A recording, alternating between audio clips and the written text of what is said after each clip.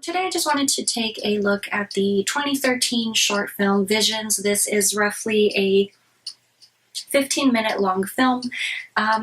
Definitely well presented. I like the digital or visual effect that was used in the beginning of the film, which is basically just very briefly a person appearing and then disappearing. But you know, very well done.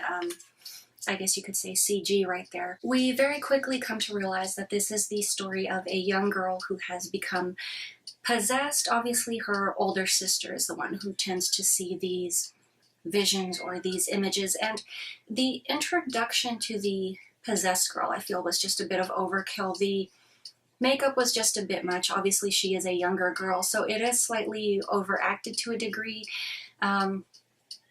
If I remember correctly, there's also just kind of like this camera shaking effect that's going on, which to me just felt like it was just a bit much. But from there, we cut to a very Linda Blair-esque scene. Obviously, it's a young girl who's being restrained to her bed. And we've basically just kind of got the age-old debate whether or not, in regards to treating certain ailments, whether or not the medical or the spiritual route is the best treatment. So obviously within this home you have the doctor who is making a home visit, as well as a priest or some religious type figure. And obviously the doctor wants to keep shooting the girl up full of medication. The priest is like, well, that's not the answer. We have to work on this thing here. But yeah, I mean, it's definitely very much one of those age-old debates whether or not which route is the most appropriate when treating certain types of ailments. Throughout the course of the short, we do realize that obviously the doctor has ulterior motives, because obviously he is, you know, a medical person working with, you know, Western medicine. So what would he know? You know, they're all very untrustworthy and awful people to begin with.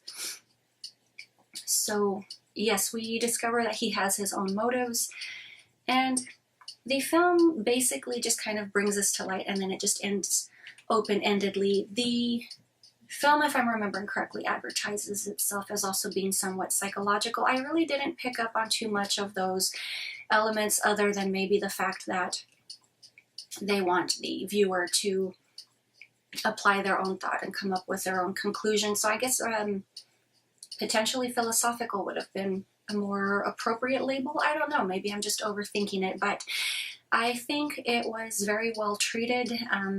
Obviously it's a very basic plot, one of those stories we've seen a million times over, as usual with short films, but the acting is very well done.